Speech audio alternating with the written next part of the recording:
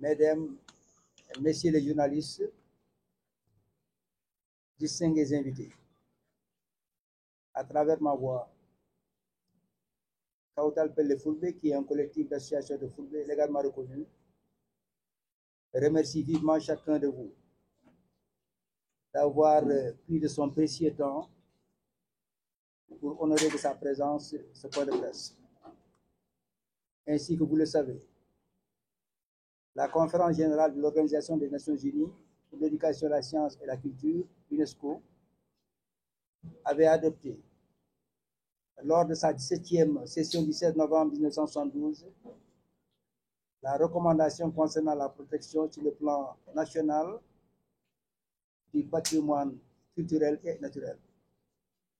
Dans le même sillage, elle a encouragé et soutenu la création de médias publics auxquels elle enjoignait de produire un programme inclusif qui prendrait en charge les langues nationales pour aider à vulgariser les diversités culturelles des pays, tout en garantissant l'égalité de traitement entre elles. C'est d'ailleurs dans un tel contexte qu'est né l'Office de radiodiffusion et télévision du Sénégal, ORTS, devenu RTS. En 2004, le Sénégal avait adopté un rapport sur les mesures prises pour donner effet à la recommandation sur la promotion et l'usage du multilinguisme et l'accès universel au cyberspace. Dans ce cadre, le décret fixant les attributions du ministre de l'Éducation nationale disposait que, je cite, sous l'autorité du Premier ministre, le ministre de l'Éducation nationale assure la promotion de l'ensemble des langues nationales et veille à leur diffusion. Il prend en compte la dimension culturelle véhiculée par chacune des langues nationales. Il conduit cette action dans le respect de l'unité de la République. Fin de citation. Pareillement, l'article 2, alinéa 2 de l'Académie sénégalaise des langues nationales dispose que le but de l'Académie est de travailler à faire des langues nationales un patrimoine commun à tous les Sénégalais en vue de préserver l'unité nationale dans la diversité linguistique. La question relative à la langue officielle et aux langues nationales au Sénégal est régie par les lois numéro 59-003 du 24 janvier 1959, numéro 60-045 du 26 août 1960, numéro 63-032 du 7 mars 1963, numéro 78-060 du 28 décembre 1978 et numéro 2001-03 du 22 janvier 2001, ainsi que les décrets numéro 68-871 du 24 juillet 1968 et numéro 71-566 du 21 mai 1971. Au terme de ces dispositions constitutionnelles et réglementaires, singulièrement la loi numéro 59003 du 24 janvier 1959 qui, rappelons-le, vit le jour dans le cadre de la Fédération du Mali, qui consacrait le français comme langue officielle de la République du Sénégal, le décret numéro 71-566 du 21 mai 1971 et la loi numéro 2001-003 du 22 janvier 2001 disposent que la langue officielle de la République du Sénégal est le français. Les langues nationales sont le Diola, le Malinké, le Pulaar, le Serer, le Soninké, le Wolof et toute autre langue nationale qui sera codifiée. Fin de citation. En vue de cette quatrième et dernière loi constitutionnelle, à savoir la loi numéro 2001-003 du 22 janvier 2001, près de 20 autres langues nationales ont été progressivement codifiées, portant ainsi le nombre total de langues au rang de langue nationale à environ 20 actuellement. On relève que pour le législateur sénégalais, qui a même tenu à énumérer nos langues nationales suivant l'ordre alphabétique, aucune de celles-ci n'est supérieure aux autres. Cela est plus explicite encore dans l'exposé des motifs de la loi numéro 78/1960 du 28 décembre 1978 disposant que le nombre des langues nationales au Sénégal est fixé à 6. Comme il ne saurait être question d'établir entre elles un quelconque ordre hiérarchique, c'est la loi numéro 78/60 du 28 décembre 1978 qui le dit. Comme il ne saurait être question d'établir entre ces langues un quelconque ordre hiérarchique, elles sont énumérées dans la nouvelle disposition constitutionnelle selon l'ordre alphabétique.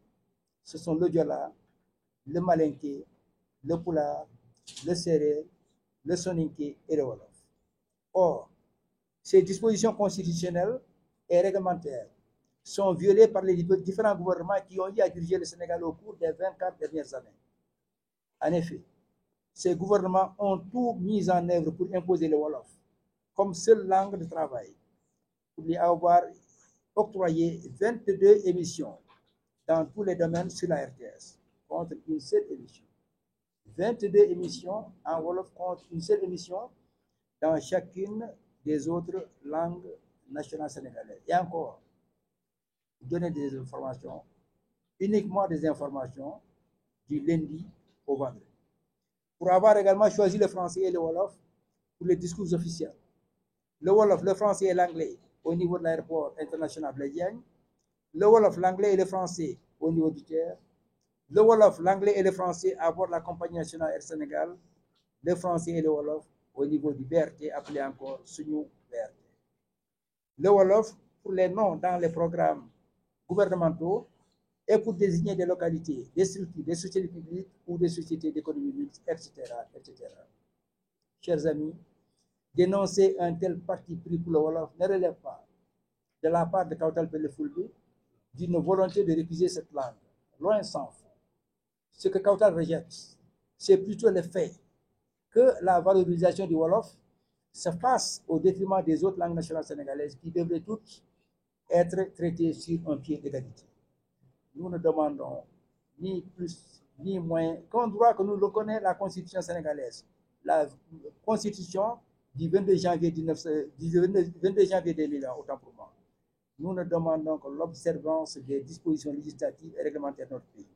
Rien de plus.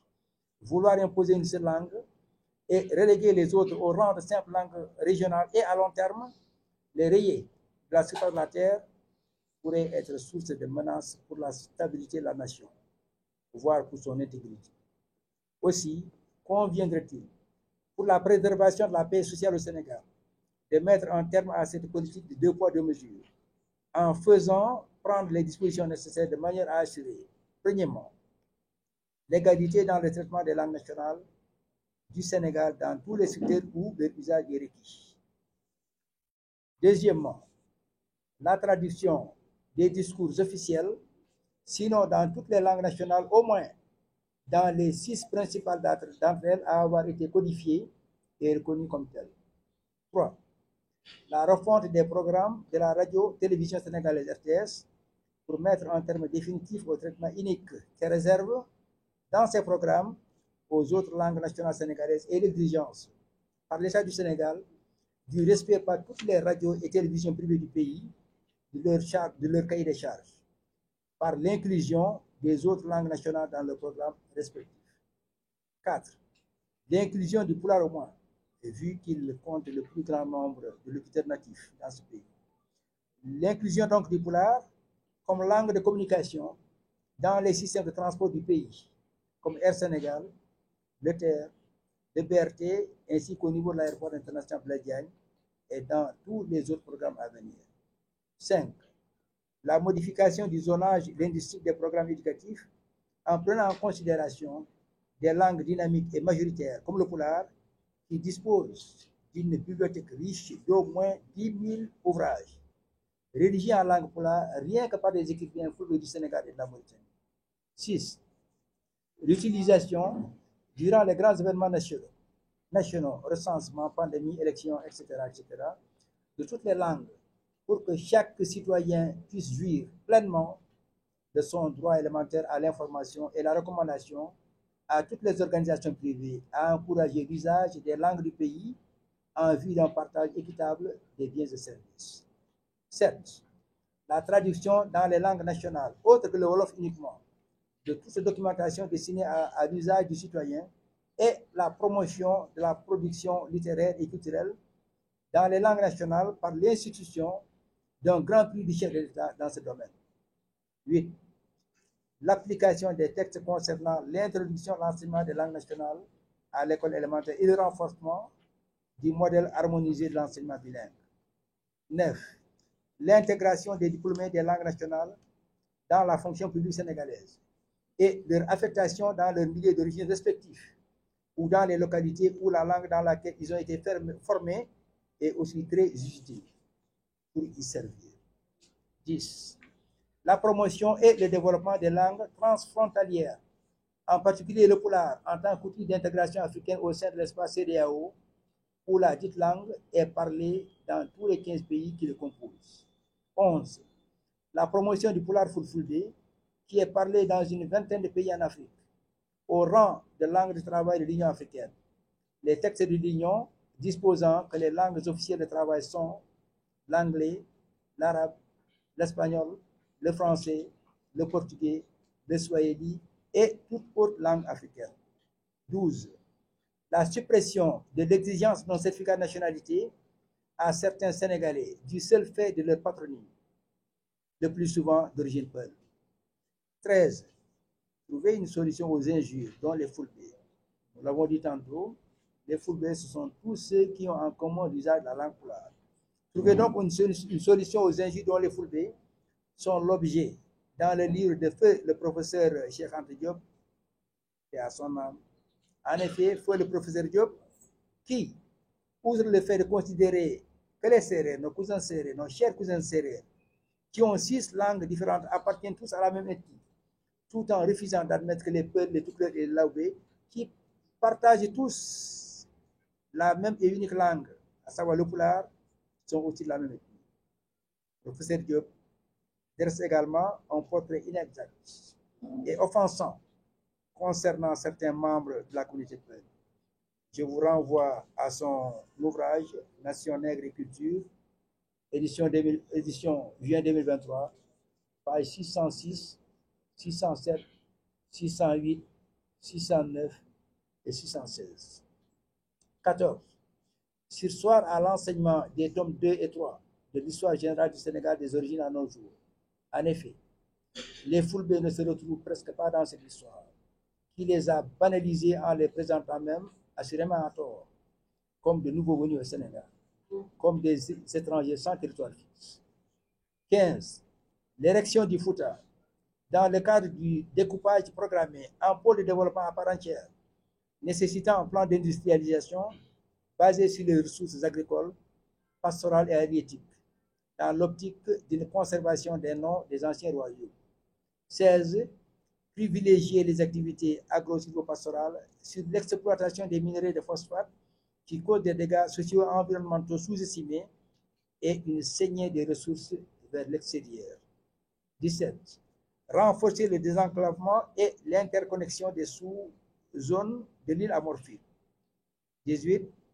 Mettre en place des aménagements structurants sur cette partie du Sénégal. Curage du fleuve, construction des berges, réinvention du transport fluvial, postes de transformation d'énergie, interconnexion numérique et infrastructurelle, autant pour moi, des sous-zones, relèvement du plateau médical des hôpitaux existants, achèvement des travaux de l'université professeur Souleymane Niang et du musée d'Ayam. 19. Créer des liaisons ferroviaires entre Fouta, Djolof, Dakarou, entre Fouta, Oundou, Casamance et entre Fouta, Waalo, Dakarou. 20.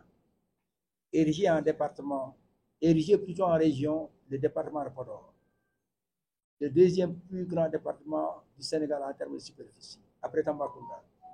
Un département 2 à 3 fois plus grand que chacune des 8 sur les 14 régions que compte le Sénégal.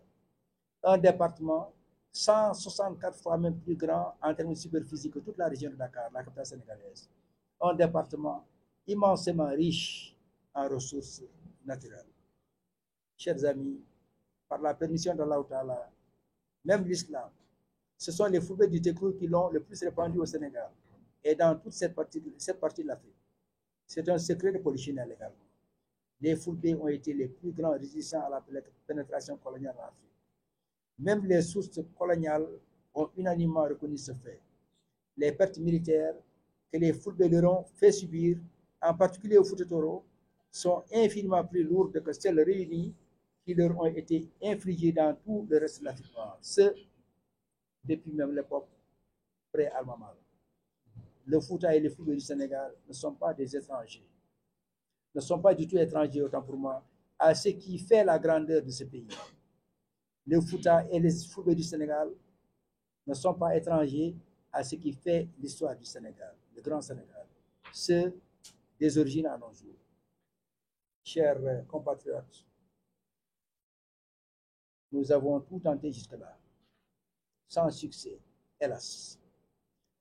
Nous avons alerté massivement, aussi bien avant qu'après la présidentielle du 24 mars 2024. Rien qu'au mois de décembre 2023, nous avions saisi quasiment toutes les autorités de la République, toutes les hautes autorités de la République, pour sensibiliser, entre autres, les chefs de l'État, Monsieur le Président de l'Assemblée nationale, Monsieur le Premier ministre, Madame la Présidente du Haut Conseil des collectivités territoriales, Monsieur le Président du Conseil économique, social et environnemental, Madame le garde des Sceaux, ministre de la Justice à l'époque, Monsieur le ministre de l'Enseignement supérieur et de la Recherche, Monsieur le ministre de l'Éducation nationale, Monsieur le ministre de la Culture, Monsieur le ministre de la Communication, des Télécommunications et de l'Économie numérique, etc., etc., sans parler des nombreux députés à l'Assemblée nationale, des maires, des chefs religieux, des chefs coutumiers, et récemment, en février 2024, des organisations de la société civile comme Jamra ou encore l'ONG 3D. En juin 2023 aussi, nous avions tout fait pour rencontrer Monsieur le coordinateur et représentant du chef de l'État au niveau du dialogue national. Cette démarche n'ayant pas abouti, nous lui avions fait parvenir, par l'intermédiaire de son conseil spécial, un document dans lequel nous avions consigné nos principales préoccupations.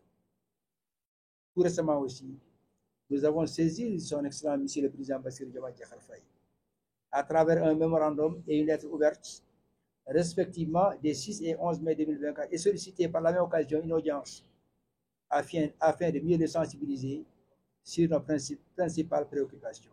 Bref, toutes ces hautes autorités ont été informées et priées d'œuvrer afin qu'il soit mis fin à cette situation, faisant de nous comme des citoyens de seconde zone dans les médias et l'espace public. Ne perdons jamais de vue cependant qu'Allah l'Omniscient a fait de nous des hommes et des femmes de différentes couleurs et de différentes langues, afin que nous échangions et nous enrichissions mutuellement par nos différences. Nous relevons par ailleurs que certains patronymes sénégalais, qui se prononcent pourtant de la même manière, sont écrits variablement, occasionnant souvent et inutilement d'innombrables demandes de jugement ou de certificats d'individualité. Dans le même ordre d'idée, bon nombre de prénoms et autres noms des villages sont mal écrits. Aussi, une harmonisation s'imposerait-elle. Il suffirait pour ce faire d'instruire la direction de l'État civil du Sénégal, de dresser la liste de tous les patronymes sénégalais, c'est-à-dire tous les noms de famille sénégalais, et de standardiser pour les futurs enfants l'orthographe des noms de famille qui se prononcent de la même manière. Conscient que le Sénégal ne pourrait se développer dans la paix et la stabilité en niant des pans entiers de sa culture et de ses langues, Kautal Pelle Fulbe compte sur la compréhension de tous et de chacun pour que justice soit faite sur les questions sous-évoquées dans l'intérêt de notre pays, le Sénégal que nous chérissons tous. Merci pour votre aimable attention.